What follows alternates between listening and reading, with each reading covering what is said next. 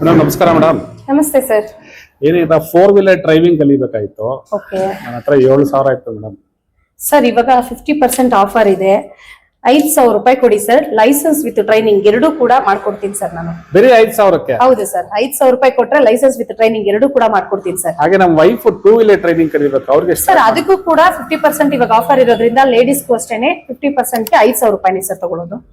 ನಾವ್ ಇವತ್ತು ಬಂದಿದೀವಿ ನಮ್ಮ ಹೊಸಕೋಟೆ ಬೆಸ್ತರಪೇಟೆಯಲ್ಲಿ ಲೊಕೇಟ್ ಆಗಿರುವಂತಹ Daivik motor driving training school. ಇಲ್ಲಿ 2 ವೀಲರ್ ಅಂಡ್ 4 ವೀಲರ್ ಡ್ರೈವಿಂಗ್ ಕಲಿಯೋದಕ್ಕೆ ಫ್ಲಾಟ್ 50% ಡಿಸ್ಕೌಂಟ್ ಅನ್ನ ನೀಡ್ತಾ ಇದ್ದಾರೆ.